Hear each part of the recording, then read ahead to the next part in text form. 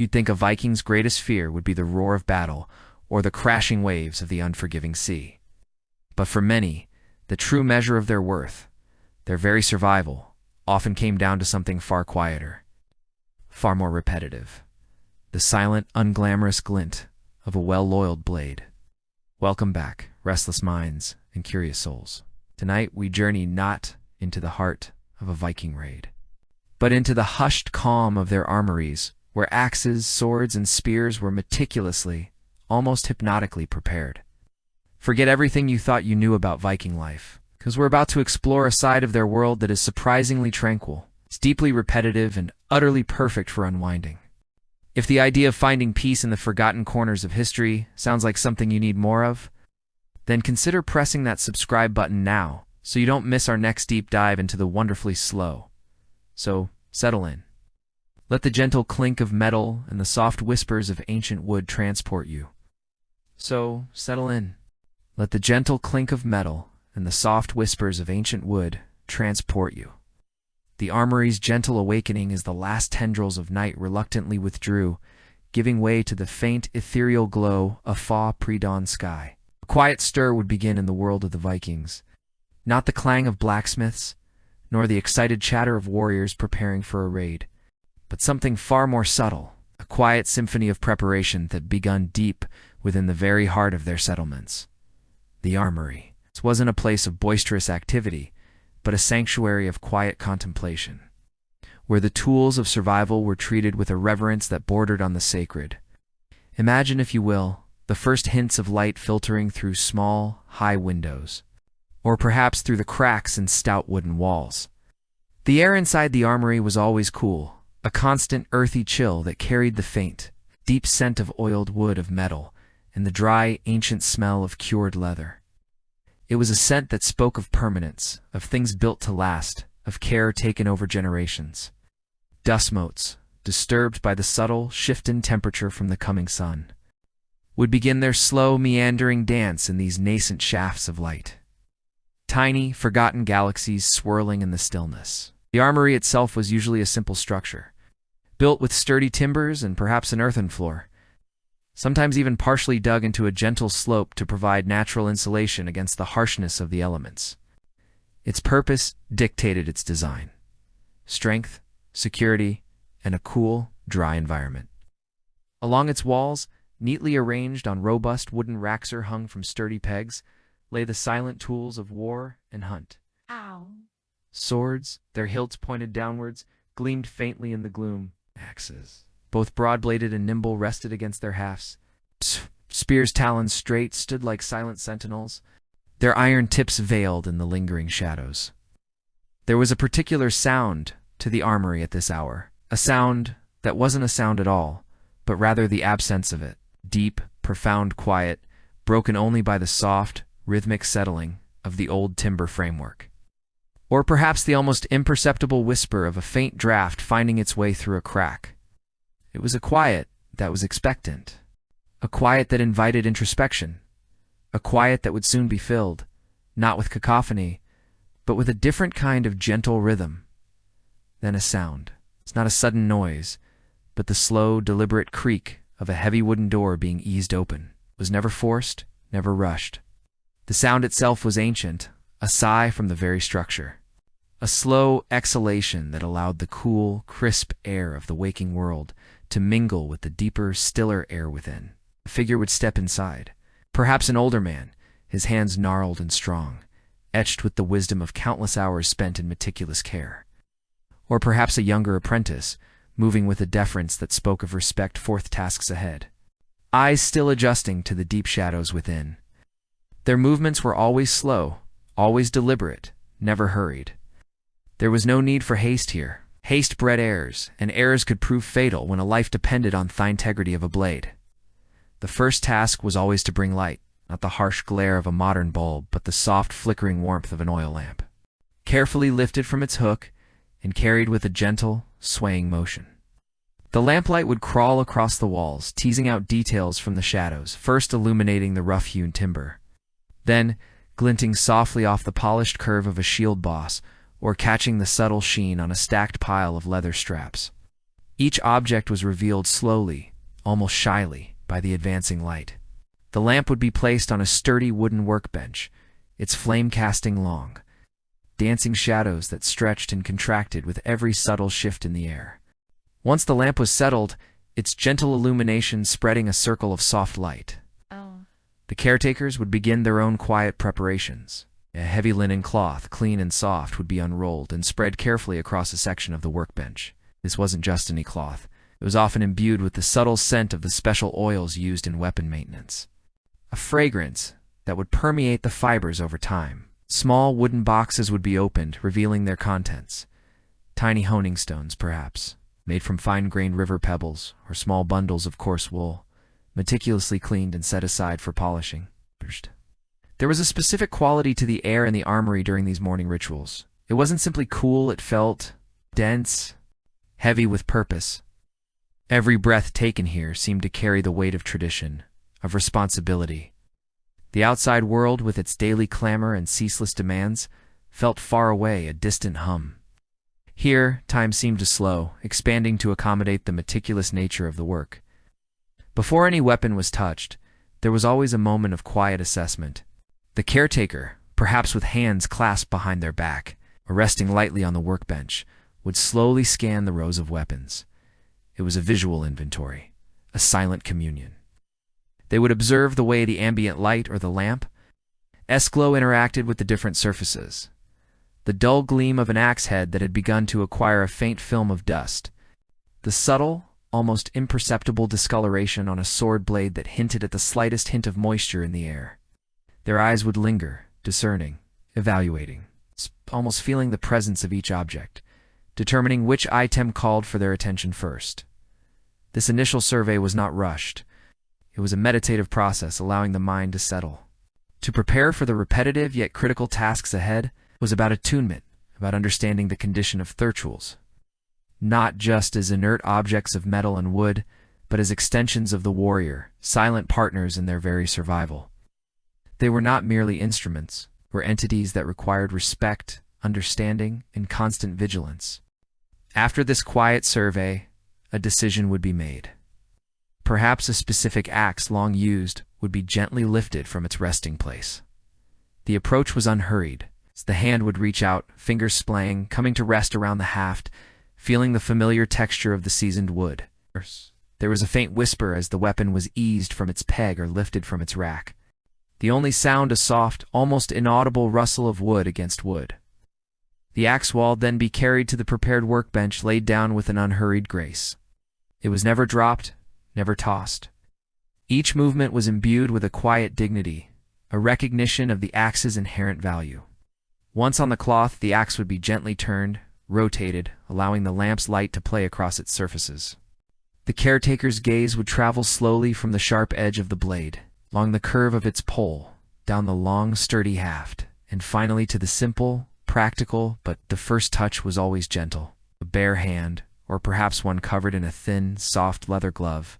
The subtle chill of the iron or steel against the skin, some microscopic irregularities in its surface. The faint resistance that might indicate the presence of a thin layer of dust, or the very earliest, almost invisible, bloom of rust. It was a tactile form of reading, a way to understand the weapon's condition without the need for tools. This initial inspection could take several minutes, the fingers moving with a slow, deliberate grace, each pass a reaffirmation of connection between the hand and the tool. The wooden haft, too, received its own meticulous attention. Fingers would trace the grain of the wood, feeling for any splinters, any cracks, any signs of weakening. The grip, worn smooth by countless hands, would be felt for any areas that might have become slick or compromised.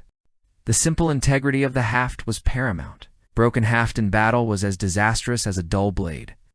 Any subtle creaks or movements where the head met the haft would be noted, hinting at the need for reinforcement or re-wedging. These were quiet observations, absorbed without a word, forming a mental checklist of tasks to be addressed. Then came the first true act of cleaning.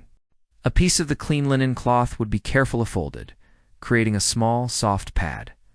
Without any pressure, with barely more than the weight of the hand itself, the cloth would be drawn slowly, repeatedly, across the metal surface of the axe head. It was a feather-light touch, designed not to scrub, but to gently lift away any accumulated dust, any faint film that had settled during the long hours of slumber. The movement was rhythmic, almost hypnotic. A slow pass across the blade, then another, each stroke overlapping the last. A gentle erasure of time's subtle deposits. The silence in the armory would deepen with these first actions, broken only by the soft, barely audible whisper of the cloth against the metal.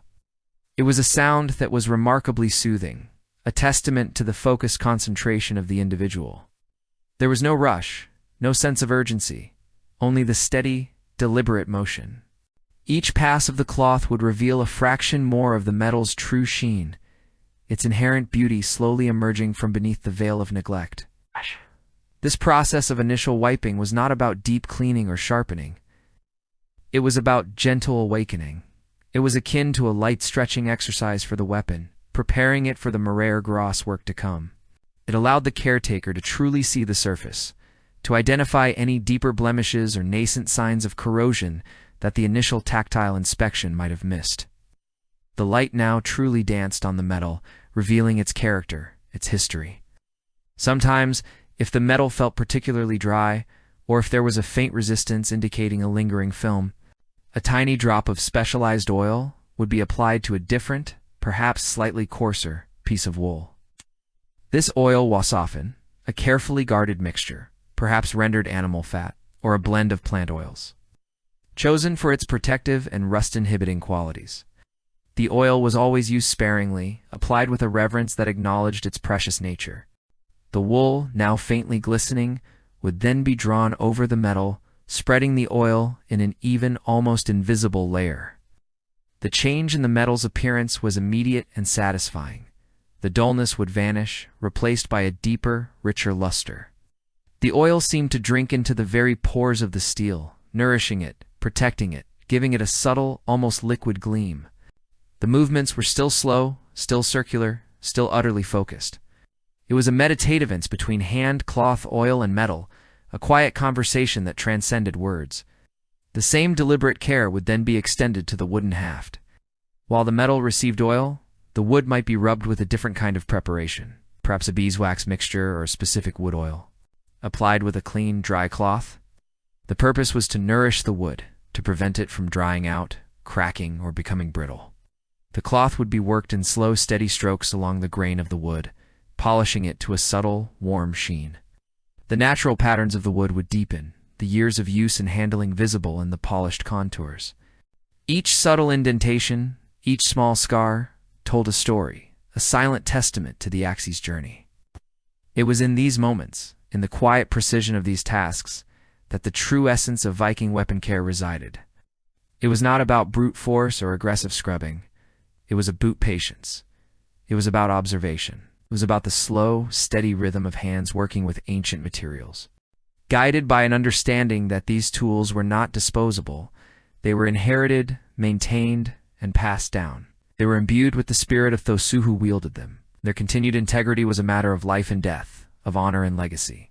The sounds, if any, were minimal. The soft rustle of cloth, the gentle squeak of a finger against polished wood, the barely audible sigh of breath drawn in and released in a slow, steady rhythm. Sometimes there might be the faint, resonant hum of a honing stone, but that would come later.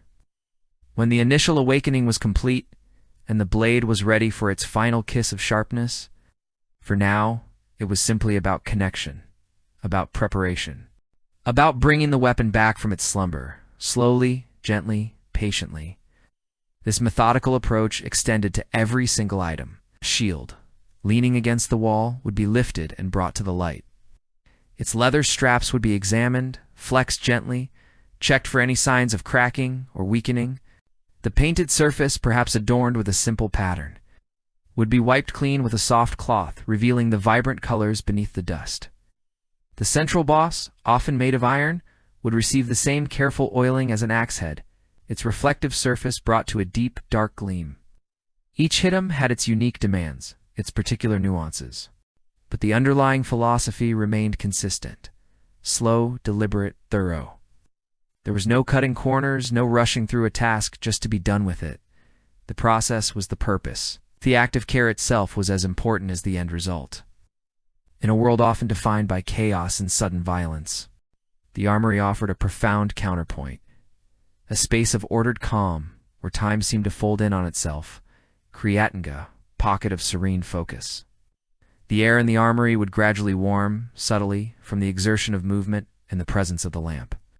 The faint, metallic temps would become a little more pronounced, mingling with the deepening scent of oil and wood. The light, as the sun climbed higher outside, would shift, the shafts through the small openings becoming brighter, more defined, illuminating more of the Armory's secrets.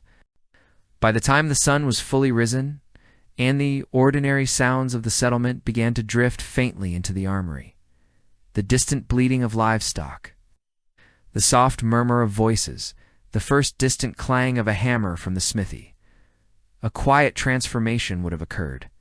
Thewapons, still resting on their racks, would no longer be dull silhouettes. They would possess a quiet vibrancy, a subtle sheen that spoke of recent attention. Each curve, each edge, each surface would have been felt, cleaned, and nourished. This daily or weekly ritual in the Armory was more than just maintenance. It was a form of meditation. For the caretakers, it was a time of quiet contemplation, a connection to the very essence of their culture's survival. It was in these peaceful, repetitive actions that the strength of the Viking people truly lay, not just in their ferocity, but in their meticulous care, their deep respect for the tools that allowed them to navigate a harsh and unforgiving world. And as the morning progressed, and the weapons were returned to their places, waiting for their next awakening, a profound sense of peaceful order would settle back over the Armory, a quiet testament to the enduring power of slow, deliberate care. And now, as the quiet transformation had settled over the Armory, as the initial broad strokes of care had been applied, the focus would narrow. The general hum of methodical activity would resolve into the specific, deliberate care of individual pieces, each demanding its own unique attention. And among the most fundamental, the most versatile, and perhaps in a quiet way, the most beloved of Viking tools and weapons, stood the axe. The axe was not merely a weapon in the Viking world, it was a companion, an extension of the hand, a testament to ingenuity and necessity. There were axes for felling great trees, their broad, heavy heads designed to cleave through resilient timber with powerful strokes. There were carving axes, smaller, more precise, with edges crafted for delicate joinery, for shaping the intricate dragon heads of longships or the subtle curves of a wooden bowl. And then, of course, there were the battle axes, from the swift balanced hand axe to the formidable Dane axe, its long shaft and imposing head capable of devastating force on the battlefield. Each one, regardless of its primary purpose, was a finely tuned instrument, essential for survival, for craftsmanship, for life itself. And each one deserved, and indeed received, a deep, almost reverence-filled attention. The caretaker, having allowed the general calm to settle, would begin by selecting the first axe. It wasn't a random choice. Perhaps it was the axe recently returned from a journey, bearing the faint marks of use, or an axe scheduled for its routine, thorough inspection. With slow, unhurried movements, a hand would reach out, grasping the wooden shaft just below the head, feeling the familiar texture of the grip, the weight, the balance. The subtle nuances of this particular tool would be assessed even before it was fully removed from its rack. There was a silent conversation between hand and object, a recognition of an old friend. As the axe was gently lifted, the subtle creak of wood settling back into itself on the rack would be the only sound, a soft whisper in the stillness.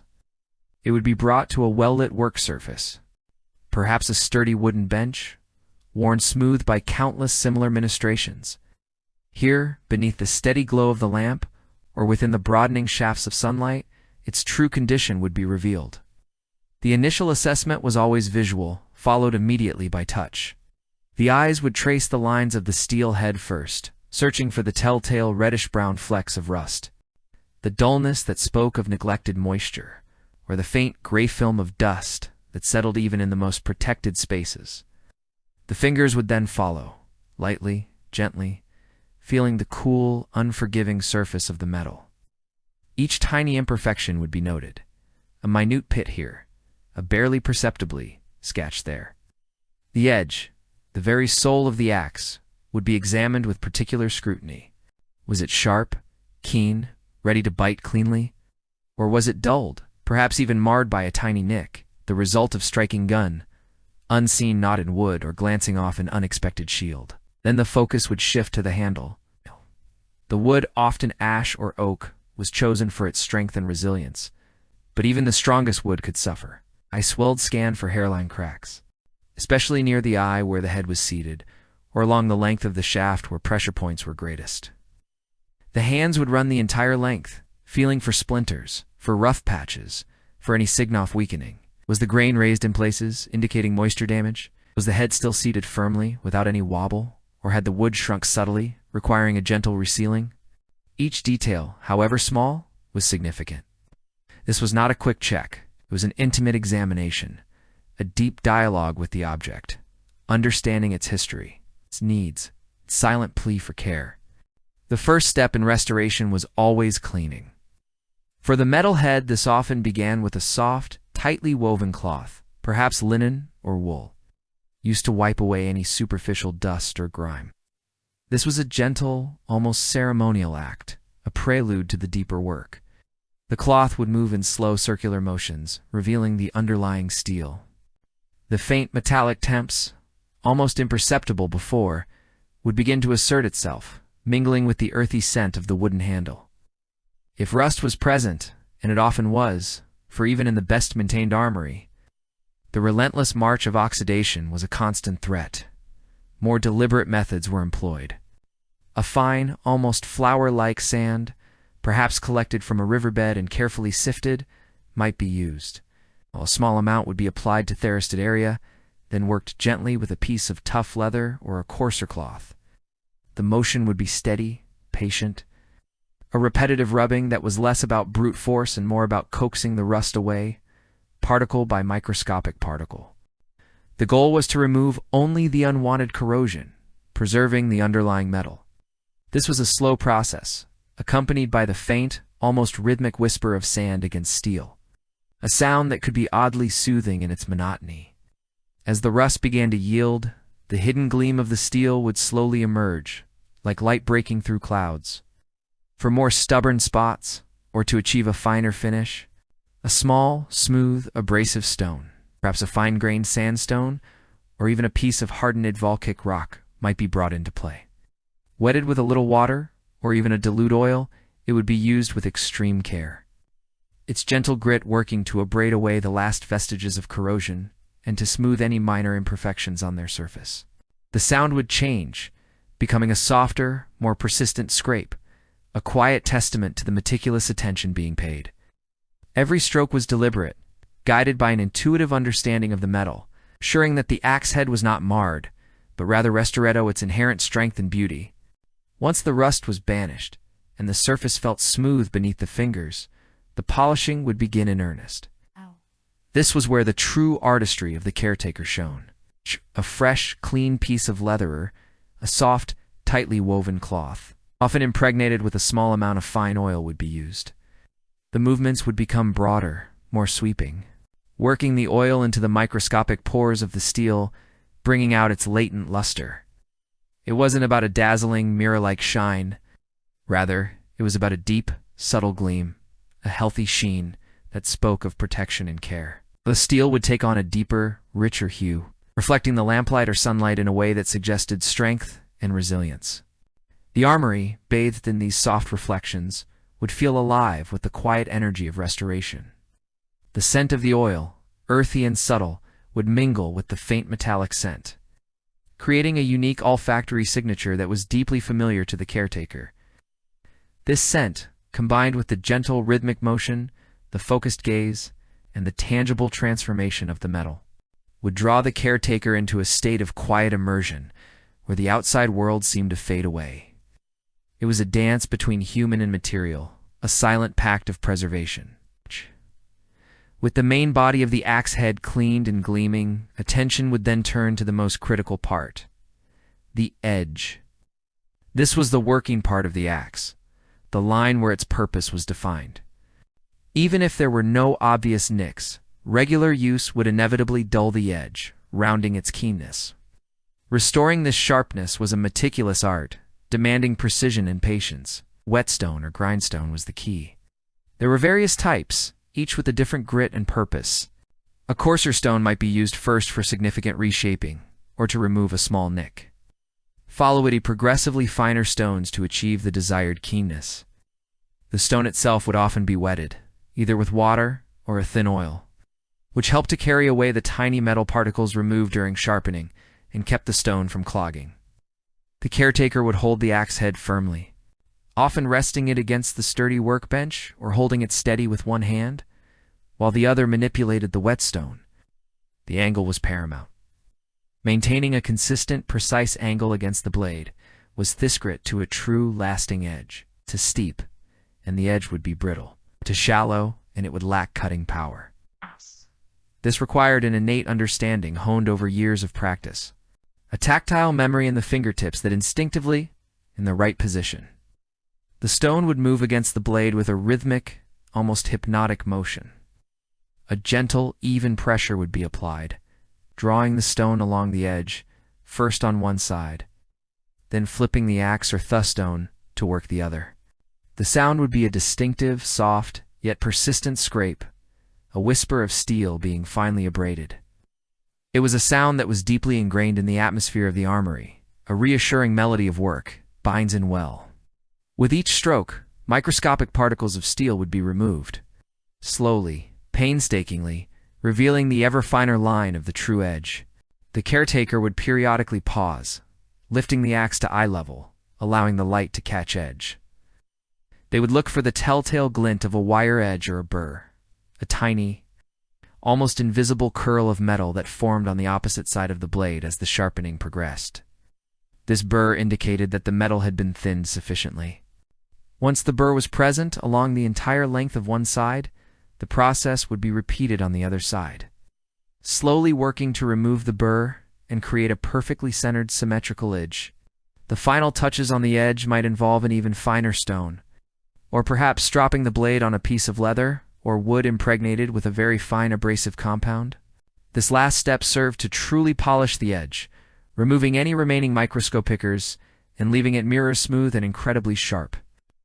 Testing the sharpness wasn't done carelessly. A skilled hand might lightly draw a thumbnail across the edge to feel for any resistance. Any tendency to bite or perhaps gently lay it against a piece of soft wood or even a few strands of hair? There was a quiet satisfaction in feeling that invisible keenness. Knowing that the blade was now ready, capable of performing its task with efficiency and grace. This process of sharpening was not simply mechanical, it was deeply meditative. The complete focus required to maintain the angle, the rhythm of the strokes, the subtle changes in sound, and feel as the edge refined itself. All of it drew the caretaker into a state of intense concentration. It was a practical form of mindfulness, where the present moment, the axe, and the stone were the entire world. In this quiet focus, worries faded, and only the purity of the task remained. The blade, once dull, now gleamed with an almost menacing beauty, a sharp testament to patient, focused effort. With the axe head perfected, the attention would then shift to the handle. The wooden shaft, often the unsung hero of the tool, boreth brunt of every swing, every impact. It absorbed shock, provided grip, and connected the wielder to the blade. Its integrity was paramount. The caretaker would hold the axe by the head now, allowing the handle to be fully examined. The initial tactile and visual inspection would have already identified any major issues. Now, with the steel head restored, the focus on the wood could be absolute. If there were any signs of dryness, of the wood shrinking away from the XC, or of faint nascent cracks, these needed immediate address. Cleaning the handle was usually simpler than the head, often just a thorough wiping with a clean, dry cloth to remove dirt, sweat, and any accumulated residue. But true care of the wood came with nourishment. A natural oil, such as linseed oil, was commonly used. This wasn't merely for appearance. It was vital for the wood's longevity and performance. Linseed oil, derived from flax seeds, was known for its ability to penetrate deeply into the wood fibers. polymerizing over time to create a hard, protective, yet flexible finish. It nourished the wood from within, preventing it from drying out, cracking, and becoming brittle. A small amount of oil would be poured onto a soft cloth, or directly onto the handle in a careful trickle. Then, with slow, deliberate strokes, the oil would be massaged into the wood. The caretaker's hands would move along the entire length of the handle, feeling the grain, ensuring every inch was coated. The wood, thirsty from use and exposure, would eagerly drink in the oil, its color deepening, its natural patterns becoming more pronounced. The previously dull, dry surface would take on a subtle, warm sheen, a rich, inviting texture. The scent of the oil, distinct from the metallic temps of the blade, was earthy, almost nutty, a grounding aroma that spoke of nature and craftsmanship. Particular attention would be paid to the area around the axis, where the head met the handle. If there was any slight looseness, a careful application of oil here, perhaps even allowing it to seep into the tiny gaps, could help the wood swell slightly and tighten the fit. Sometimes, a gentle tap on the wedge, the small wooden or metal piece driven into the top of the handle to expand it within the axis and secure the head, might be necessary tonsure, maximum stability. This was done with a small, soft mallet, just enough force to seat it securely without damaging the wood. The quiet, solid thunk would confirm the secure fit. The oiling process was a slow one. It wasn't about applying a thick coat, it was about gentle, continuous working of the oil into the wood. Excess oil would be wiped away with a clean cloth, ensuring that the surface wasn't sticky or greasy, but rather felt smooth, resilient, and deeply nourished. The handle, now rich in color and supple to the touch, felt robust, ready to absorb the shocks of impact, firm and reliable grip for its wielder. Axe oil slowly penetrated and cured. The axe was often left to rest for a time, perhaps leaning against the workbench or placed carefully back on its specific rack, allowing the wood to fully absorb the nourishment and for any remaining volatile compounds to dissipate. This resting period was part of the ritual, a silent acknowledgement that some processes could not be rushed. Finally, with both head and handle meticulously cared for, the axe received its final touch. A clean, soft cloth would be used for a last, gentle wipe down, removing any lingering dust or excess oil, leaving behind a polished, almost glowing surface. The caretaker would then hold the axe, feeling its revitalized weight and balance. The steel head, now gleaming with a healthy luster, reflected the light in subtle, shifting patterns. The wooden handle, deepened in color and smooth to the touch, felt solid and true. There was a profound sense of satisfaction in this moment. The axe, which had perhaps arrived dull, dusty, or even with a touch of rust, was now transformed. Oh. It was no longer just a tool. It was a testament to meticulous care, to the quiet power of human hands, and to the enduring value of attention. Each curve, each edge, each surface now spoke of deliberate care, of time well spent. And this process was not for just one axe, but for many. The Armory held a collection, each with its own history, its own subtle variations in weight, balance, and wear. The general-purpose felling axe would require broad, powerful strokes on the whetstone, its formidable edge honed for impact. The finer carving axe, with its specialized bevel and often curved edge, demanded a more delicate touch, a more nuanced understanding of its specific use, its edge honed to slice through wood with precision, leaving behind smooth, clean cuts for intricate artwork. The battle axe, particularly the imposing Dane axe, with its long handling, powerful, thin blade, would be sharpened with an eye toward both formidable cutting power and the need to resist damage in combat, balancing keenness with durability. Each type of axe, each individual axe, presented its own unique challenge and required a slightly different approach, a subtle shift in technique or focus. As the hours passed, the gentle scrape of whetstone on steel, the quiet whisper of oil on wood, and the soft rustle of cloths would fill the armory. The rhythm of the work was hypnotic, a sequence of familiar motions repeated countless times. Each axe, once restored, would be returned to its designated place on the rack, joining its brethren in a state of quiet readiness. The scythe, the ordered rows of gleaming axes, each one a testament to patient hands and focused attention, would bring a deep sense of peaceful accomplishment. This daily or weekly ritual of caring for the axes was more than just maintenance. It was a deeply ingrained cultural practice, was a physical manifestation of the Viking reverence for their tools, for their ability to master their environment and to survive in a challenging world. It was a connection to the very essence of their ingenuity, their self-reliance. The Eschewing is not just a piece of metal and wood. It was a symbol of strength, of craftsmanship, of the very will to endure.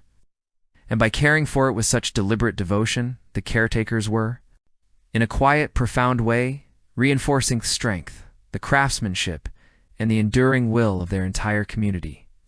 The peaceful order that settled over the arsenal after such a session was not merely the absence of chaos. It was the active presence of well-being, a quiet testament to the enduring power of slow, deliberate care, preparing them for whatever the future might hold, whether it be the peaceful carving of a new piece of art or the thunderous clash of battle. The rhythmic dance with the axe, a testament to brute utility and honest craftsmanship, would eventually give way to a different kind of devotion within the armory's quiet walls. As the last gleaming axe found its resting place, the caretakers would turn their attention to the swords. Here, the atmosphere shifted ever so subtly. While the axe was the loyal workhorse, the sword was often a companion of a more elevated standing. It's an heirloom, a symbol of status, a weapon of last resort, and of decisive victory. The care bestowed upon it was, in its own way, a deeper meditation, a more intricate ballet of touch and attention. Imagine the subtle creak of a wooden rack as a sword was carefully lifted. Unlike through a bust, often raw presence of an axe, a Viking sword, even in its unkempt state, possessed an inherent grace. These were not the slender rapiers of later eras, but substantial double-edged blades, typically around 70 to 90 centimeters in length, tapering gently to a point. Many would have possessed a fuller, a shallow groove running down the center of the blade, not to hold blood as myth often suggests, but to lighten the blade without sacrificing to much strength, allowing for a quicker, more agile swing. The hilts varied wildly from simple, functional crossguards and pummels of iron or bronze, to elaborate creations inlaid with silver, copper, or even gold, sometimes adorned with intricate patterns inspired by animal forms or abstract knotwork. The initial inspection of a sword was a slow, deliberate act. Held in the hands, the caretaker would turn it, allowing the ambient light to play across its surfaces. Every inch off the blade would be scrutinized. Was there any lingering grime from a journey? Any faint reddish bloom of rust beginning to take hold? Had dampness crept in during the night, leaving a whisper of corrosion? The keen eyes of the attendant would note every imperfection, every subtle flaw that needed addressing. This was not a rushed glance. It was a conversation, a silent assessment between keeper and kept. For heavier dirt or dried residue, a soft, natural bristle brush might be employed first, gently coaxing away the larger particles. Then, a cloth, perhaps of fine linen or wool, slightly dampened with a mild, non-corrosive solvent, perhaps a little warm water with a touch of wood ash for its mild alkalinity, or a traditional concoction of plant-based cleansers would be used. The blade would be wiped down slowly, meticulously, in long, even strokes from the guard to the tip. The intention here was not to scrub, but to lift away the impurities, revealing the true surface beneath. Each pass of the cloth was accompanied by a mental note of the blade's condition. Was the metal smooth, or did it feel gritty? Did the cloth snag on any hidden burrs, or developing pits? Once the initial cleaning was complete, the true artistry of the blade began to reveal itself. Many Viking swords, particularly those of higher quality, were forged using a technique known as pattern welding. This intricate process involved twisting together rods of different types of iron and steel, and hammering them flat and folding them repeatedly, creating a layered structure that, when etched or polished, would reveal mesmerizing, swirling patterns across the blade's surface. These patterns, often resembling flowing water, twisted rope, or even wood grain, were not merely decorative. They were a testament to the smith's mastery, believed to impart both strength and a certain mystical quality to the blade. Caring for a pattern-welded blade required an even greater degree of precision and gentleness. Harsh abrasives could obscure or even destroy these subtle patterns. Instead, very fine polishing compounds, perhaps made from finely ground bone ash or a very soft natural stone powder mixed with a little oil, would be applied to a soft leather strop or a specialized polishing cloth. The attendant would then work the blade with infinite patience, using long, even strokes, allowing the fine abrasive to gently burnish the surface, bringing out the latent beauty of the pattern. The aim was to achieve a deep, lustrous sheen that highlighted the contrasting layers of metal, allowing them to shimmer and dance in the light. This was a slow, almost meditative process, akin to polishing a precious jewel, where each movement was carefully considered, each breath held in quiet concentration. The sharpening of a sword was a different art form entirely from that of an axe. While an axe demanded a robust, often convex edge for chopping through wood or bone, a sword required a finer, keener edge, designed for slicing and thrusting, for parting flesh and cutting through cloth or lighter armor. This precision demanded a sequence of whetstones, beginning with a coarser grit, toastablish, the primary bevel, then progressing through increasingly finer stones to refine the edge and create a razor-sharp finish. The sound of sword sharpening was distinct. It lacked the resonant scrape of axe on stone. Instead, it was a more delicate, high-pitched whisper, a soft, almost silken hiss as the finely ground stone moved along the blade. The attendant would hold the sword firmly, yet with a light, responsive touch, feeling the subtle vibration of the steel against the stone. The angle of the blade to the whetstone was critical, maintained with unwavering consistency. Too steep, and the edge would be brittle, but too shallow, and it would lack the necessary bite. It was a learned intuition, a precise dance of hand and eye, honed over countless hours. Water was often used as a lubricant during sharpening, sometimes mixed with a little oil, to carry away the tiny particles of metal and stone, ensuring a clean, effective cutting action. As attendant worked, a dark slurry would form on the stone surface, a testament to the metal being removed, the edge being born anew. The progression from rough to fine would be felt not just by the hands, but almost by the very soul of the blade. The initial, slightly abrasive feel would gradually give way to a smooth, almost frictionless glide as the edge grew ever sharper, ever more refined. To test the edge, the caretaker would sometimes run a thumb lightly, carefully, across the edge, feeling for any imperfections, any burrs, or inconsistencies. Sometimes a single strand of hair or a piece of parchment would be presented to the blade, which, if truly sharp, would part it with a clean, effortless slice. This was not a display of bravado, but a practical check, a final verification of the painstaking work. The deep satisfaction came not from the act of cutting, but from the realization of perfect craftsmanship, of a blade brought to its optimal state of readiness. Once the blade itself was perfected, attention would turn to the hilt and pommel. These components, often crafted from a combination of wood, bone, antler, and various models, each demanded a unique approach. Wooden grips, sometimes wrapped in leather, would be gently cleaned with a soft cloth, perhaps moistened with a little beeswax dissolved in oil, which would nourish the wood and help to preserve its integrity, bringing out the warmth of the grain. Bone or antler, often polished to a smooth, creamy finish, would be wiped clean and perhaps buffed with a dry, soft cloth, enhancing their natural luster. The metal components of the hilt, the guard, the pommel, and any ferrules or rings might be made of iron, bronze, or even silver. Iron fittings would be treated similarly to the blade, cleaned of any rust, and then lightly oiled to prevent future corrosion. Bronze and silver, however, would be polished to reveal their inherent beauty. For bronze, a gentle abrasive like very fine sand mixed with oil, or a specialized metal polish made from natural minerals, might be used, followed by a soft buffing cloth to bring out its warm, coppery glow. Silver, if present, would require even more delicate handling, perhaps a simple rub with a soft, dry cloth to remove tarnish, or a very mild polishing paste to restore its bright, reflective sheen. The intricate designs, the animal heads, the interlaced patterns, would be carefully traced with small, soft brushes or cotton swabs to ensure no grime remained in the deep recesses. Each component of the sword was a miniature world off its own, demanding its own patient attention. The overall effect, when complete, was a weapon transformed, a blade that gleamed with a deep inner light, a hilt that felt smooth and reassuring in the hand. every element speaking of purpose and meticulous care. Finally, the scabbard, often made of wood, covered in leather, and sometimes fitted with metal chape and locket.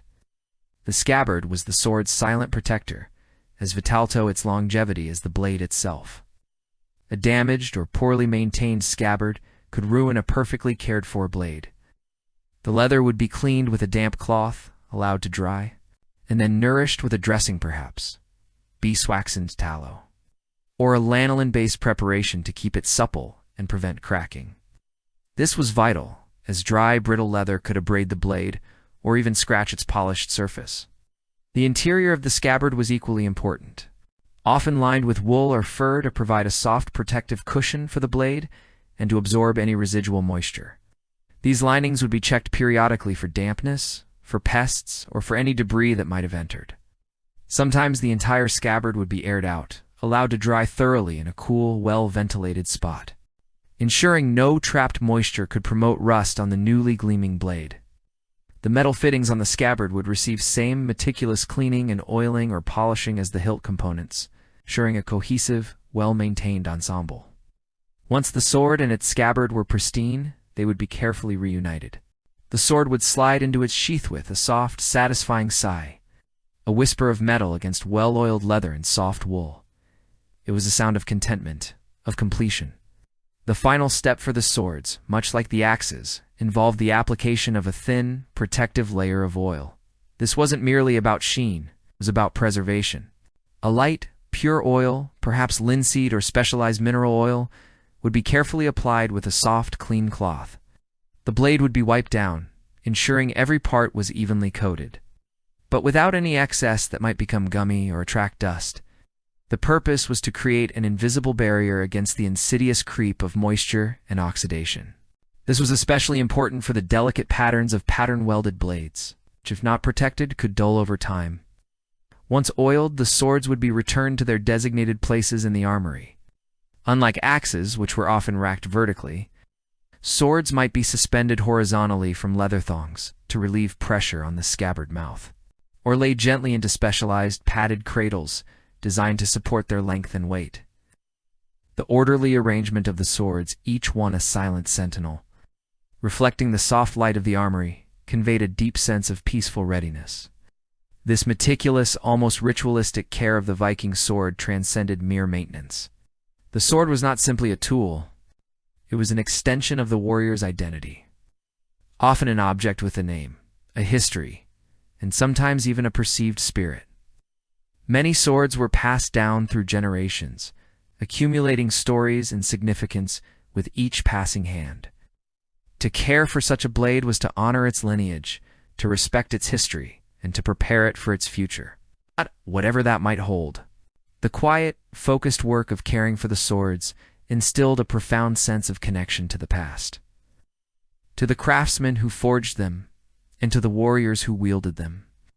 Each polish, each stroke of the whetstone, was a tangible link in an unbroken chain of tradition and reverence. The very act of slow, deliberate care embodied the Viking spirit of self-reliance, of mastering one's environment, and of valuing the instruments that allowed them to do so. In the hush of the armory, surrounded by the quiet gleam of polished steel and cared-for wood, the process of sorting and maintaining these weapons became a profound act of meditation. It was a practice that calmed the mind, centered the spirit, and brought a deep, abiding sense of peace. The world outside, with its storms and uncertainties, faded into the background. Here, in this sanctuary of metal and craft, only the deliberate rhythm of hands, the whisper of cloth, and the quiet testament of enduring strength remained. The gentle order that settled over the arsenal after such a session was not just about preparedness for battle. It was about the profound tranquility found in the active presence of well-being, the quiet power of purposeful, patient devotion, ensuring that these vital instruments of a complex culture were always ready, always honored, always cared for with the deepest respect. As the last sword found its place, nestled quietly among its brethren, a different presence began to assert itself in the armory's gentle hum. It was the deep, resonant thrum of polished wood and well cared for. Metal fought wasn't a blade, but rather the very backbone of defense and distant striking power. the spears and shields. Having honored the keen edges and noble lineage of the swords, our journey now turns to these stalwart companions, whose silent vigilance was just as critical to the Viking warrior's readiness. The spear, often underestimated in its complexity, was far more than a simple pole with a pointy end. It was, in many ways, the everyman's weapon and tool. Ubiquitous in Viking society, spears served not only on the battlefield for thrusting and throwing, but also in the hunt, as a walking staff on long journeys, and even as a symbol of authority or a prop in daily tasks. Its design, deceptively simple, concealed a deep understanding of materials and leverage. At its core, a spear consists of two primary components: the wooden shaft and the metal head. Sometimes a third smaller metal component, a butt spike or ferrule, adorned the opposite end. Each part demanded its own unique form of care and meticulous preservation. Let us begin with the shaft, the long, graceful spine of the spear. Typically crafted from resilient woods such as ash, oak, orsamedums, fir, or pine, the shaft needed to be straight, strong, and flexible enough to absorb impact without shattering. The selection of the wood itself was a mindful act, requiring an experienced eye to spot the grain, to feel for hidden weaknesses. Tone vision, the perfect balance that the finished shaft would possess. A good spear shaft felt alive in the hand, possessing a subtle springiness that spoke of its inherent strength. The preservation of these wooden shafts began, paradoxically, by simply handling. The oils from the skin, the repeated friction of use, all contributed to a natural patina over time. But more deliberate care was essential. After a journey or a skirmish, the shafts would be inspected with a quiet intensity. A warrior, or perhaps a dedicated armorer, would run their hands slowly along the length of the wood, feeling for any nascent splinters, any hairline cracks, or areas where the grain might be starting to lift. The slightest imperfection could become a catastrophic flaw at the moment of truth. Any superficial dirt, mud, or grime would be carefully wiped away with a damp cloth. Perhaps just plain water, or water with a touch of mild natural soap made from animal fat and lye. The cloth would move in long, deliberate strokes, following the grain of the wood, lifting away the debris that could harbor moisture or grit. This was not a hurried scrub, but a gentle, almost reverent cleaning, allowing the natural beauty of the wood to re-emerge. The faint, earthy scent of damp wood would rise, mingling with the ever-present aroma of metal and leather in the armory. Once cleaned, the shafts would be allowed to air dry completely, never too quickly, lest the wood warp or crack from rapid moisture loss. They might be propped vertically against a wall or laid horizontally on a set of low racks, ensuring even air circulation around their entire surface. This waiting period was itself part of the peaceful rhythm, a quiet interlude where patience was as vital as any tool. Then came the smoothing. If any rough spots or raised grain were detected, a piece of fine-grained abrasive stone, perhaps even a fulled piece of coarse leather with a handful of fine sand, would be used. The smoothing process was slow, methodical, a circular motion that gradually, almost imperceptibly, rendered the wood silken to the touch. The sensation of the wood transforming under the hands was deeply satisfying, a testament to the power of deliberate effort. It was about creating a surface that would not chafe the hands during prolonged use, a shaft that would glide effortlessly through the air when thrown, and that would repel moisture more effectively. After the wood was perfectly smooth and dry, it was time for nourishment and protection. Various natural oils were prized for this purpose.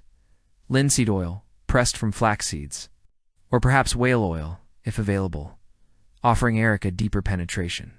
Animal fats, rendered from deer or boar, were also commonly used.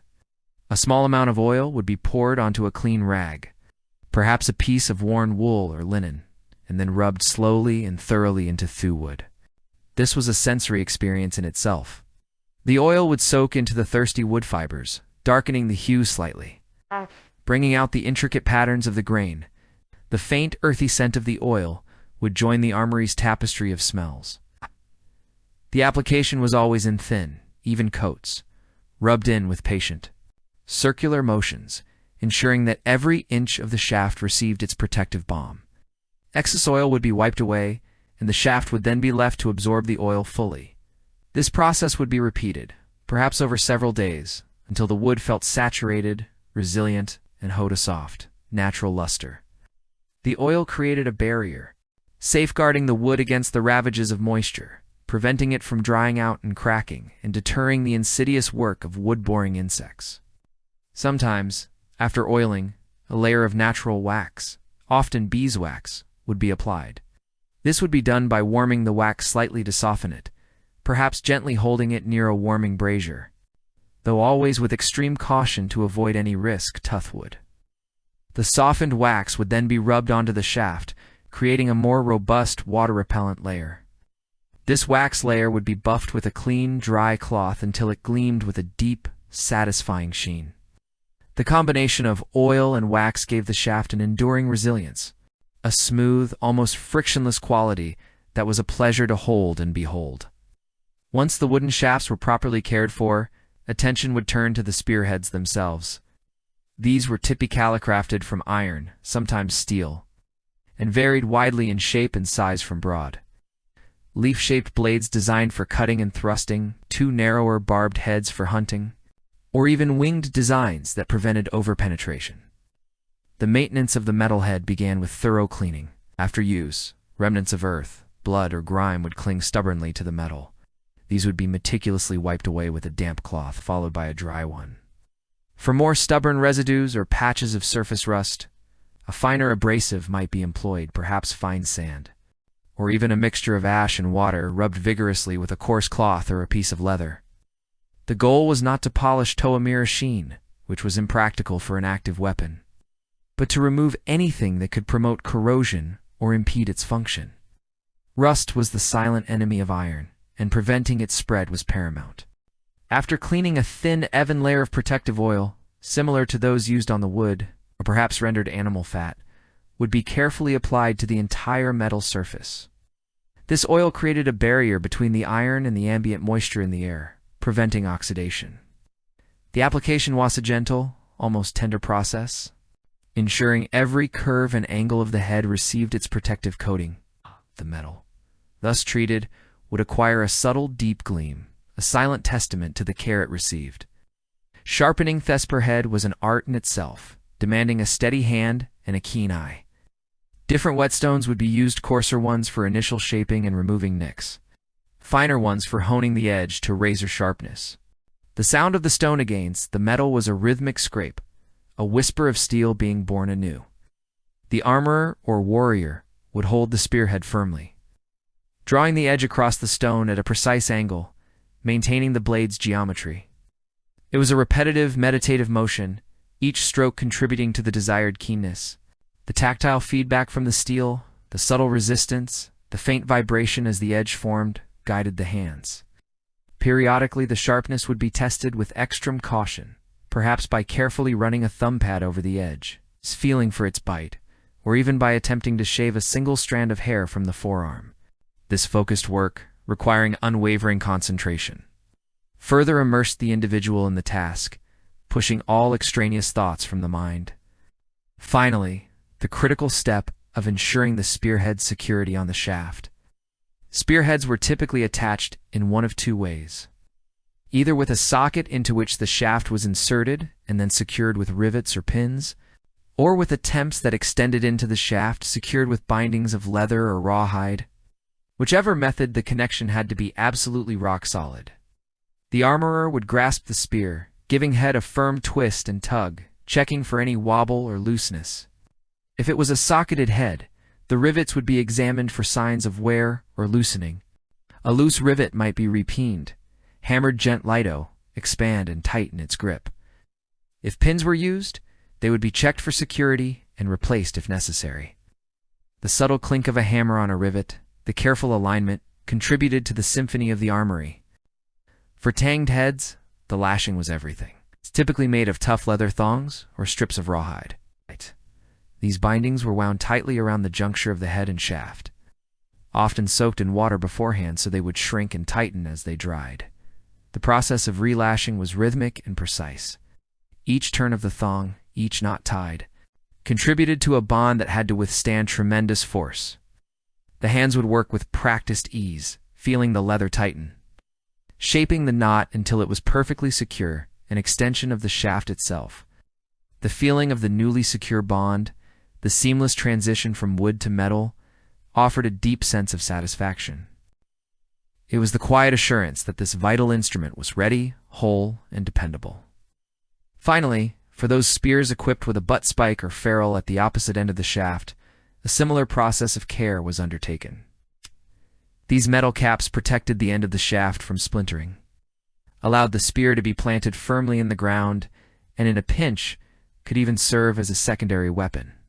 They too required cleaning, rust prevention, and a check of their attachment to the shaft, ensuring they remained tightly affixed and provided the desired counterbalance. Once each component of the spear had received its meticulous attention, the entire assembly would be regarded. The armorer might lift it, testing its balance, feeling its weight, swinging it gently through air to ensure its integrity.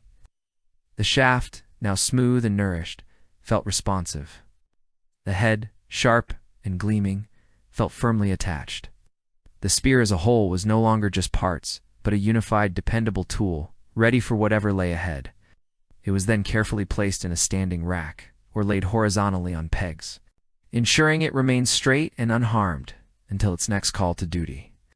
The rows of spears, standing in peaceful order, each shaft glowing with a soft luster, each head gleaming with quiet readiness, contributed to the profound tranquility of the arsenal. From the lean, aggressive line of the spear, our gaze shifts now to the broad, steadfast presence of the shield. The shield was not merely a defensive item. It was a mobile fortress, a canvas for personal identity, and often a cherished family heirloom. Unlike the singular purpose of a blade, a shield absorbed blows, deflected attacks, and created a vital barrier between warrior and danger.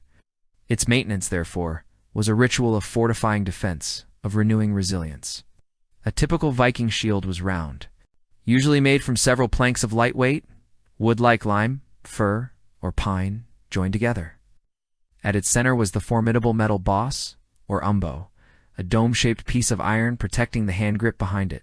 Around the circumference, the rim was often reinforced with leather, raw hide or sometimes metal, to prevent splintering. A grip, typically of wood or metal, was secured to the back, sometimes accompanied by additional straps for carrying. Often shields were painted with vibrant colors or symbolic designs. It's not merely for aesthetics, but also as a form of protection for the wood. The care of a shield began with its wooden core. After the tumultuous embrace of battle or the wear of travel, the shield would be coated in mud, grime, and sometimes the grim remnants of conflict.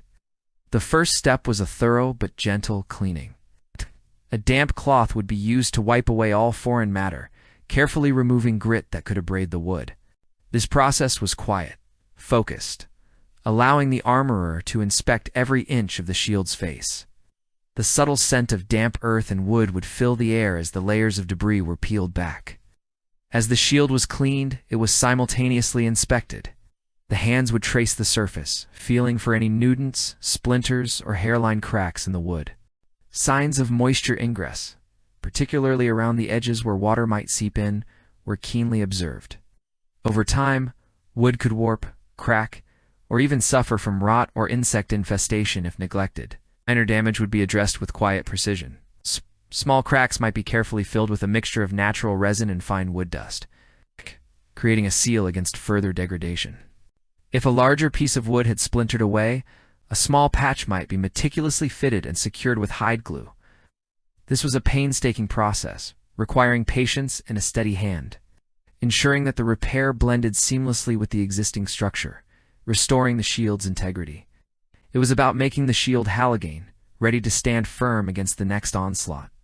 Once cleaned and any minor repairs addressed, the wooden face of the shield, much like the spear shafts, required nourishment and protection. Natural oils, linseed, whale, or rendered animal fats, wood rubbed into the wood. This slow, deliberate application would hydrate the wood, preventing it from drying out and becoming brittle. The oil would bring out the subtle grain patterns, deepening the colors and forming a protective barrier against moisture. The rhythmic motion of the hand, the absorption of the oil, the transformation of the wood from dull to lustrous, all contributed to a profound sense of purpose and calm. After the oil had fully soaked in, a thin layer of beeswax or other natural wax might be applied and buffed to a soft sheen. This added an extra layer of water resistance, giving the shield a smooth, almost impenetrable surface. The subtle gleam that emerged was not just aesthetic. It spoke of resilience, of a well-cared-for piece of equipment ready for anything. For shields that were painted or decorated, the process also involved maintaining the integrity of these artistic expressions. The natural pigments, mixed with binders like egg yolk or animal glue, formed a protective layer over the wood. If sections of paint were chipped or worn away, the designs would be carefully retouched. This was not merely about aesthetics, but about renewing the shield's overall protection and its symbolic strength. The careful hand, mixing the pigments, applying the brushstrokes, was performing an act that was both practical and deeply spiritual, reconnecting with the shield's history and its future purpose.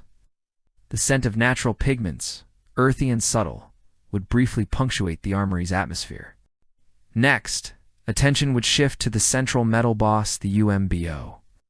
This dome of iron was a critical component, deflecting blows away from the warrior's hand.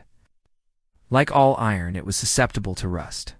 The boss would be carefully cleaned, wiping away any dirt or debris. If rust had begun to form, a fine, abrasive, perhaps sand, fine ash, or even a specialized polishing stone would be used with a cloth toe, gently rub it away. This was a patient, repetitive motion, slowly revealing the smooth, dark metal beneath. Once clean, a thin layer of protective oil or rendered fat would be applied and rubbed in, just as with spearheads. This provided a barrier against corrosion, preserving the metal's integrity. Just as importantly, the attachment of the boss to the wooden shield face was meticulously checked. The rivets holding it in place would be examined for any signs of loosening or shearing. A loose rivet would be gently repenned, its metal flared out slightly to ensure a tight, secure fit. The subtle sound of a hammer gently tapping metal, the careful alignment of the tools, spoke of the quiet dedication to perfection. The handle and any associated straps also demanded careful attention. Made typically of wood, sometimes reinforced with metal, or crafted from strong leather or rawhide, these were the direct connection between warrior and shield. The handle would be inspected for splinters or cracks, and smoothed as needed.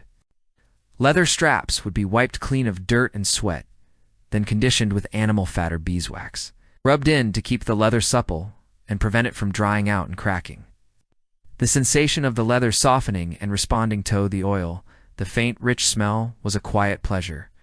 Any signs of fraying, tearing, or weakness in the stitching or lashing would be addressed immediately. A torn strap might be carefully restitched with strong sinew or leather thongs, or even entirely replaced. This work involved the quiet rhythm of needle and thread or the intricate tying of strong, reliable knots. Finally, the shield's rim, its protective edge, received its due. Whether reinforced with layers of leather, rawhide, or a narrow band of metal, the rim was the first point of contact and absorbed countless impacts. It would be thoroughly inspected for wear, fraying, or any signs that it was coming loose from the shield body. If made of leather or rawhide, it would be cleaned and conditioned with oil or fat to maintain its flexibility and strength. If any sections were badly damaged, the careful process of relashing or enforcing would begin, using strong thongs or even riveting a new section into place. This meticulous binding, the steady tension of the hands as they secured the rim, was a testament to the comprehensive care given to every part of the shield.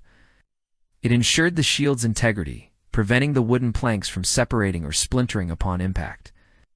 Once thoroughly cleaned, repaired, oiled, and polished, each shield would be carefully moved to its designated storage spot. Shields were rarely simply stacked flat, as this could lead to warping or trapping moisture. Instead, they might be hung on pegs on the armory walls, allowing air to circulate freely around them, or carefully leaned against specially designed racks that supported their curvature without putting undue stress on any single point. The sight of the shields neatly arranged, their surfaces gleaming with a soft, protective luster, created a powerful sense of order and quiet readiness within the arsenal. The painted designs, now vibrant and clear, contributed the visual harmony, each shield a silent sentinel. its stories held within its well-maintained wood and metal. Throughout the entire process of caring for spears and shields, from the careful inspection of wood grain to the precise sharpening of a metal head, from the painstaking repair of a shield's crack to the rhythmic lashing of its rim, a profound sense of calm settled over the armory. The deliberate movements, the unwavering focus on the task at hand, the intimate connection with the materials, all fostered a meditative state. The world outside, with its clamor and uncertainty, receded. Here, in this sanctuary of craftsmanship and care, only the deliberate rhythm of hands, the whisper of cloth on wood and metal, and the quiet testimony of enduring strength remained. The scent of wood and oil, the cool touch of metal, the subtle scraping of a sharpening stone, these sensory details filled the space, rooting the individual firmly in the present moment. This was not merely maintenance.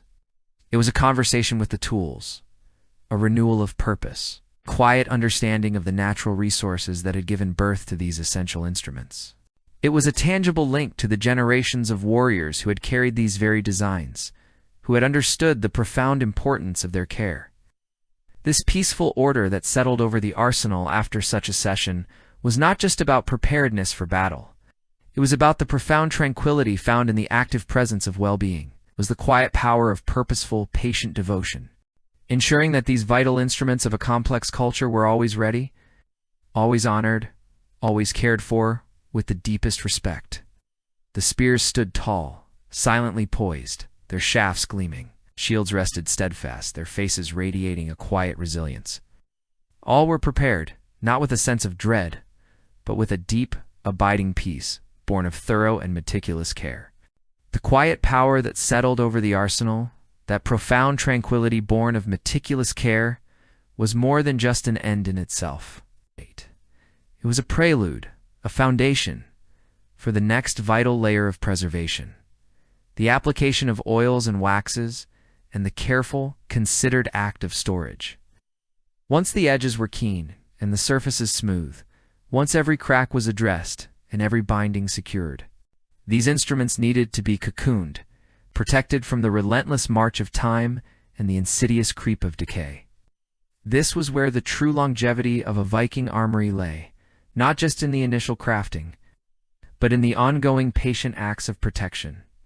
Imagine the armory air, no longer filled with the crisp scent of freshly sharpened steel or the sharp stems of scraped wood, but now imbued with richer, deeper notes.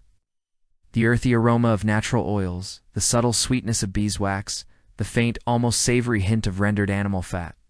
These were the scents of preservation, of foresight, of a deep understanding of natural materials and their protective properties.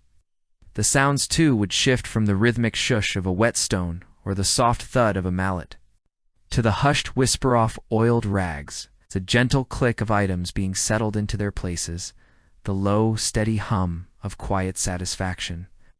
These oils and waxes were not merely for aesthetics, though they certainly enhanced the beauty of the weapons. Their purpose was far more fundamental: to create a barrier, protective skin against the elements, preventing rust on metal and rot on wood.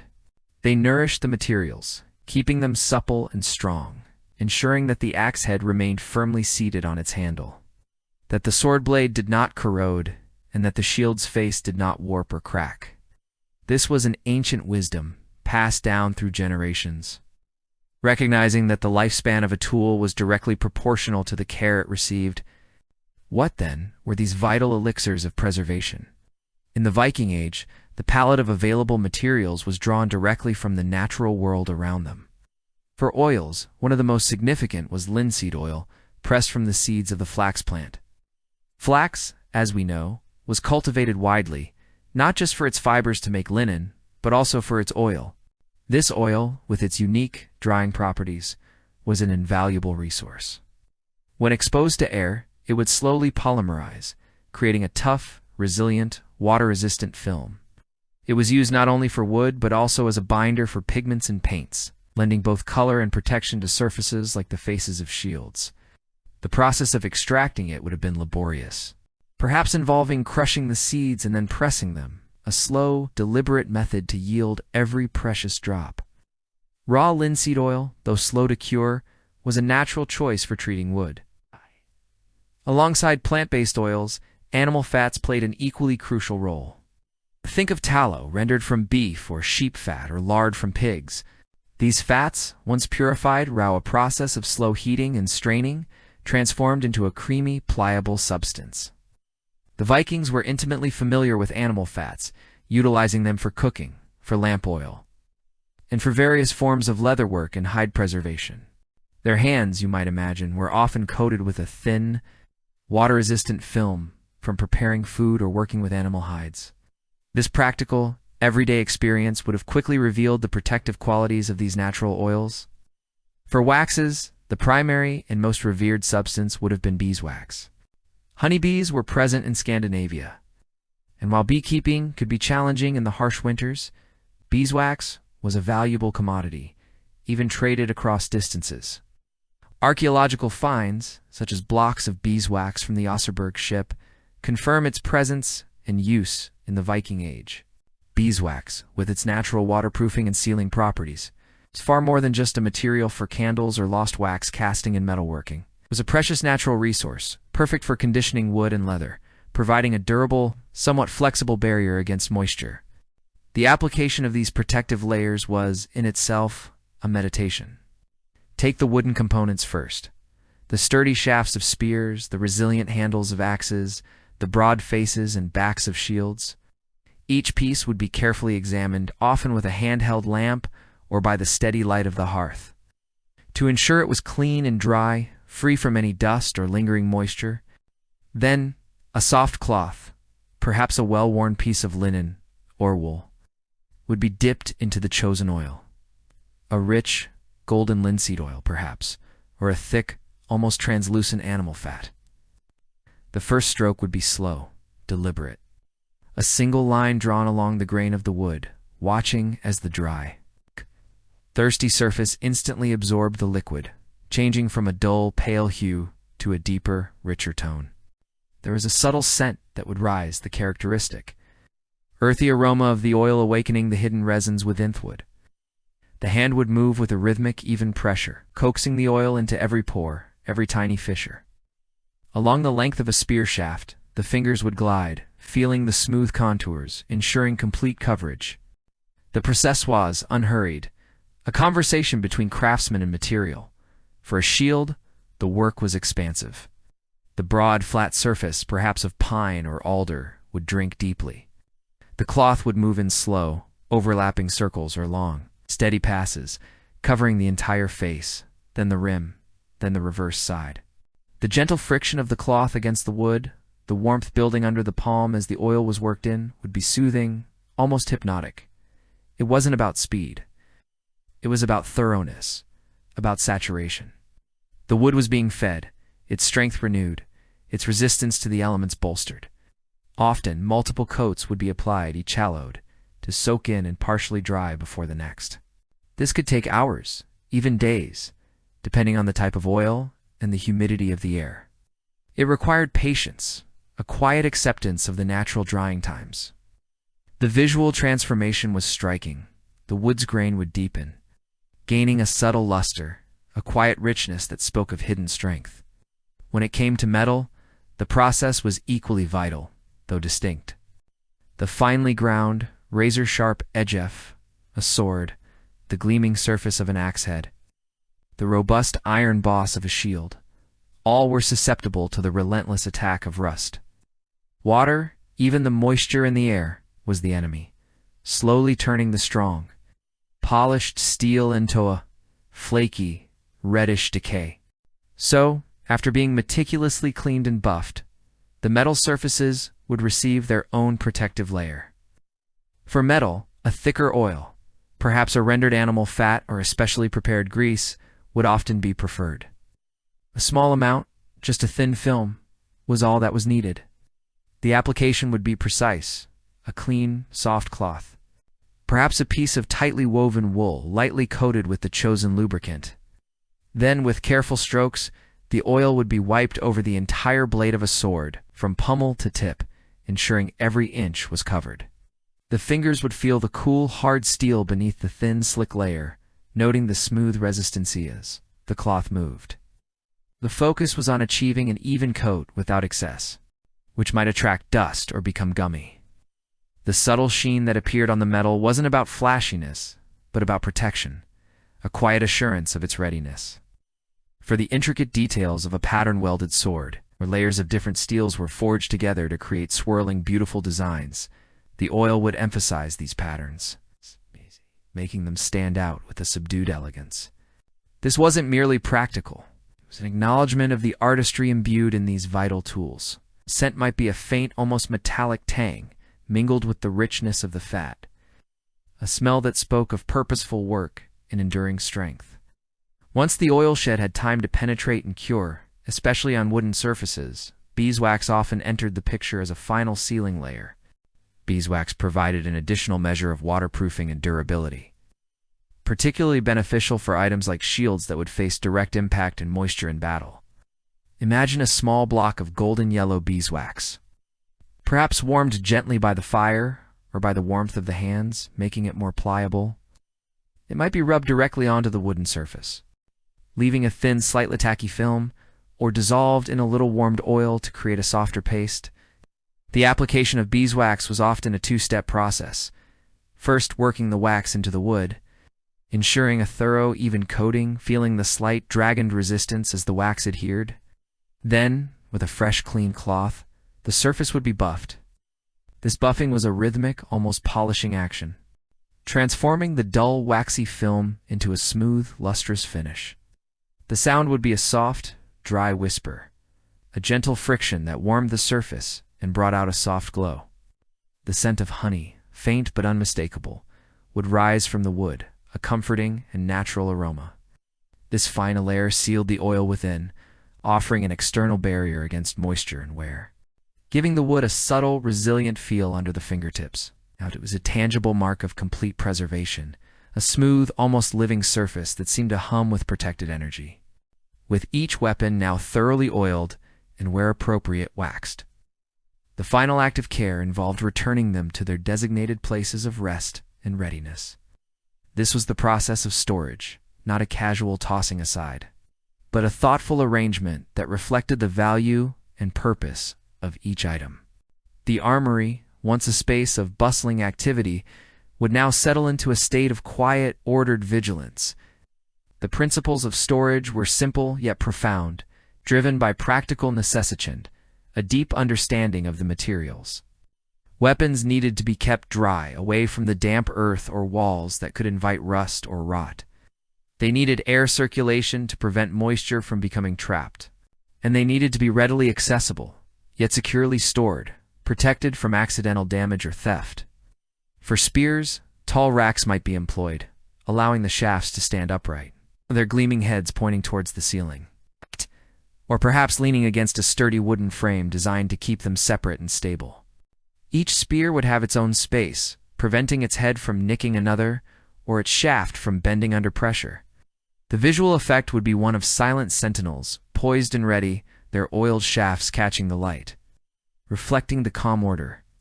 Axes, with their various shapes and sizes, might be hung on robust wooden pegs along the walls, their heads glinting in the ambient light, handles pointing downwards, or carefully placed in purpose-built slots within a sturdy chest.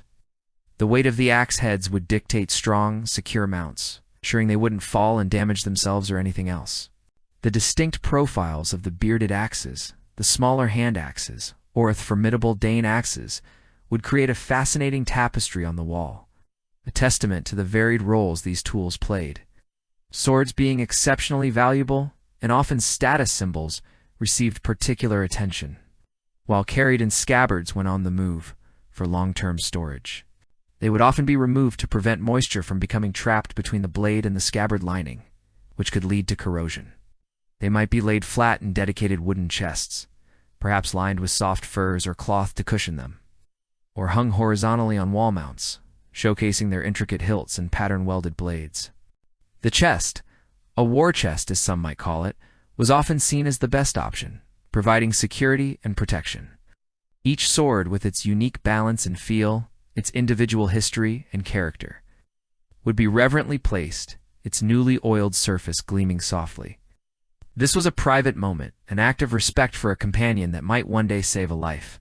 Shields, having just received a fresh coat of oil and wax, would be carefully leaned against a wall or placed on special ezedracs, ensuring that their painted faces, if present, were not scratched, and that air could circulate around their entire circumference. The Trelleborg shield, for instance, constructed of pine planks and perhaps covered with calfskin, would benefit immensely from such care. The shields, now subtly lustrous, their colors vibrant and designs clear, would radiate a quiet resilience, their broad surfaces a testament to protection and steadfastness. The entire arrangement within the armory wasn't at haphazard. It was an exercise in intuitive organization where every item had its place, a system born of experience and efficiency. There was a logic to it, a flow that allowed for quick access when needed, yet ensured maximum protection during periods of dormancy. The air, now still and heavy with the scent of wood, oil, and wax, would feel clean, preserved, almost hushed. This peaceful order, the calm settling of each weapon into its designated space, was the final ritual of care. It was not merely about putting things away. It was about acknowledging their importance, honoring their potential, and ensuring their readiness. Each sword, axe, spear, and shield, now cleansed, sharpened, oiled, and waxed, was returned to a state of quiet repose, yet imbued with an underlying readiness. There was no anxiety here, no hurriedness, only the deep, abiding peace that comes from knowing all is in order, all is cared for, all is prepared. This meticulous, patient devotion to the tools of survival had profound long-term implications. It extended the life of these invaluable instruments, ensuring that a sword forged by a grandfather could still be wielded by a grandson. It was an act of economic wisdom, protecting significant investments of time, skill, and precious materials. A good sword was as valuable as a house in the Viking Age. This diligent care ensured that such an investment would endure. Beyond the practical, this consistent care fostered a deeper connection, a legacy. The very act of touching, cleaning, and preserving these weapons was a tangible link across generations, as a silent conversation with those who had cared for them before and those who would rely on them in the future. It imbued the armory with a sense of continuity, a quiet hum of heritage.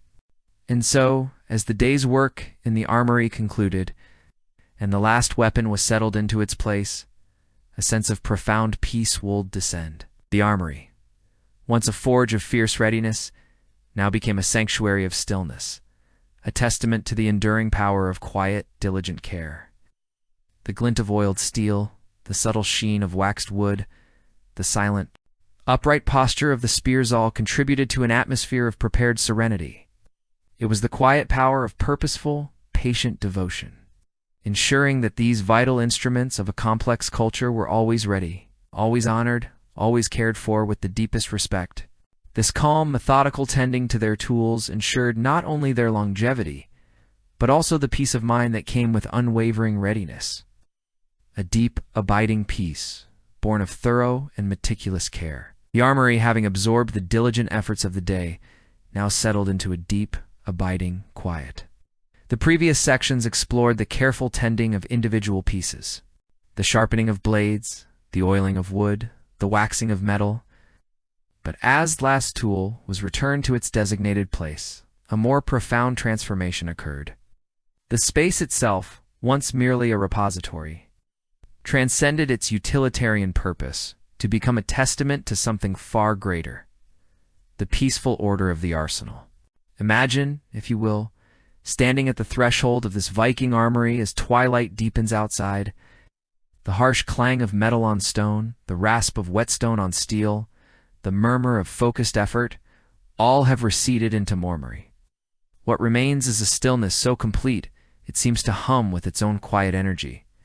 The air no longer carrying the faint temps of sweat, and sparks now holds a different aroma, the subtle, earthy scent of cured wood, the faint, clean whisper of beeswax, and the deeper metallic sweet note of oiled steel. It's an olfactory tapestry woven from meticulous care, a scent that whispers of preservation and patience. Look around. Each weapon, once an object of individual attention, is now part of a larger, harmonious whole. The axes, their polished heads catching the dim light, hang in precise rows. Their handles neatly aligned, a silent regiment awaiting a future call. There's an inherent honesty in their stillness, an absence of pretense. They are what they are, tools, perfectly prepared, patiently waiting. The very symmetry of their arrangement speaks volumes about the methodical minds that brought them to this state of readiness. There is no clutter here, no haphazard pile of forgotten implements. Every object has its place, and every place holds an object, creating a visual rhythm that is deeply calming. The swords, those noble extensions of a warrior's will, are sheathed or suspended from carefully crafted racks, their scabbards gleaming softly. Perhaps a faint gleam escapes the hilt of a particularly fine blade, catching the last vestiges of daylight or the gentle glow of a single flickering lamp. Each hilt is turn-gesso, each scabbard aligned with its neighbors, a silent council of sharp-edged elegance. Their stillness is not that of dormancy, but of readiness. It's the stillness of a coiled spring, powerful yet at rest, waiting for the precise moment of release. This perfect alignment speaks to a profound respect for the inherent danger and potential of these weapons, acknowledging their power by carefully containing it. It's a paradox. The tools of potential violence, arranged with an almost meditative. And then there are the spears and shields, standing guard, as it were, against the walls. The spears, tall and slender, their shafts often polished to a soft sheen, stand upright in their racks, their iron heads pointing skyward or safely sheathed. Their posture is one of quiet vigilance, a silent forest of anticipation. The shields, often made of wood and leather, sometimes with painted designs, lean against the walls or hang from sturdy pegs. Their surfaces, now wiped clean and perhaps treated with wax, absorb the light rather than reflecting it brightly, creating a muted, comforting presence. Their very bulk speaks of protection, of a solid, reassuring barrier.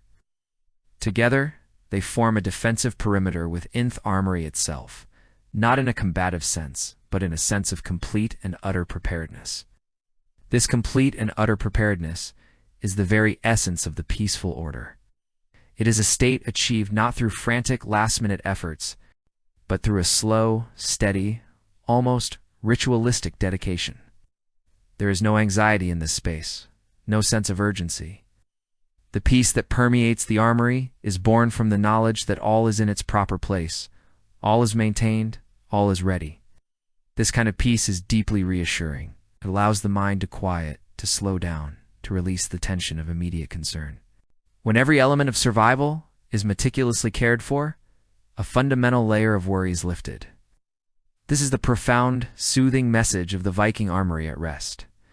Asterisk trust in the process. Trust in the care and peace will follow asterisk. Consider the psychological impact of such an environment on those who inhabited this world.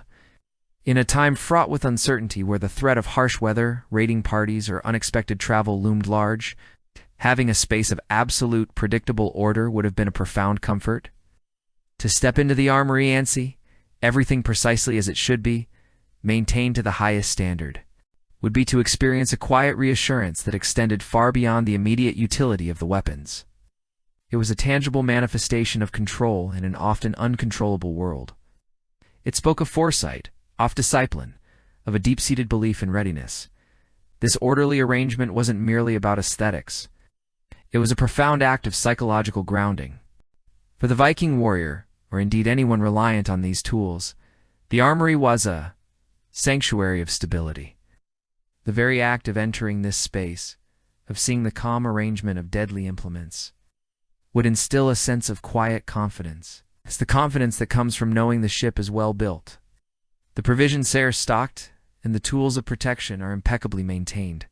This isn't the swagger of aggression, but the serene certainty of preparedness. It's a deep inner calm that can only come when the foundations are truly solid. This peace was not merely for the living. It was also a peace that extended backward in time, connecting generations. The swords hanging silently on the racks, perhaps passed down from a grandfather to a father to a son, carried with them not only the marks of battle, but also the lingering touch of countless hands that had cared for them. Each cleaning, each oiling, each careful placement in the rack was a continuation of a legacy. The armory thus became a living museum of familial history, quietament to the enduring bonds of lineage and the inherited wisdom of preparedness. This unbroken chain of care transformed the utilitarian objects into vessels of memory, whispering tales of previous owners and past challenges. The quiet hum of heritage mentioned earlier was most palpable in this stillness, where the echoes of past efforts resonated with the present moment. The very slowness and repetitiveness of the weapon care contributed to this profound sense of order. There was no rush, no sudden burst of activity. It was a sustained, deliberate application of attention over time. This patient, methodical approach is inherently soothing. It allows the mind to settle into a rhythm, to find comfort in predictability. It's a kind of activity that stills the restless thoughts, much like the rhythmic rocking of a boat on a calm sea, or the steady ticking of a grandfather clock in a quiet house. The human mind, when confronted with such consistent, gentle order, tends to relax and unfurl, releasing tensions accumulated during the day. The peaceful order of the arsenal was, in essence, a reflection of a deeper philosophy, that true strength lies not in reckless aggression, but in diligent preparedness. It was the understanding that chaos could be met and overcome not by frantic reaction, but by meticulous foresight. The Armory, in its tranquil state, embodied this wisdom, whispered of vigilance, yes, but also of patience, of foresight, and of the profound peace that Canolave found in a world where everything is precisely as it should be. Imagine the caretaker, their work complete, standing one last moment in this perfectly ordered space. Perhaps a quiet sigh escapes them, not of exhaustion, but of profound satisfaction. The faint scent of oil, the muted gleam of metal, the upright posture of the spears, all contribute to an atmosphere of prepared serenity. It is the quiet power of purposeful, patient devotion, ensuring that these vital instruments of a complex culture are always ready. Always honored, always cared for with the deepest respect. This calm, methodical, tending to their tools ensured not only their longevity, but also the peace of mind that came with unwavering readiness, deep, abiding peace, born of thorough and meticulous care. And as the last ember in the small brazier casts long, dancing shadows across the orderly rows of weapons, the Armory truly becomes a sanctuary of stillness. It is a place where the concept of ready is not a source of stress, but a wellspring of profound calm. It's a testament to the idea that even the tools of a potentially violent existence can, through dedicated care, contribute to a sense of deep, abiding tranquility, a quiet testament to the hours spent in methodical dedication. The Armory, now cloaked in the deep hush of night, holds its secrets and its readiness within its silent walls. It stands as a timeless echo of generations past, of hands that have patiently toiled, ensuring that every edge was sharp, every haft secure, every spear straight. It reminds us that even in the quietest corners of history, in the most seemingly monotonous tasks, there can be found a profound sense of purpose, a quiet hum of devotion, and a deep, reassuring calm. It is a peace born not of absence, but of readiness. A gentle assurance that all is as it should be, perfectly poised for whatever tomorrow may bring, allowing us to find our own quiet rest. Thank you for joining us on this quiet journey into the past. We hope you found a moment of peace in the deliberate rhythms of history. If you enjoyed this episode, please consider subscribing to Whispervale for more tales designed to calm and captivate. And if you're ready for another journey into the gently unfolding narratives of our world, you'll find more to explore right here. Until next time, may your rest be deep and your dreams serene.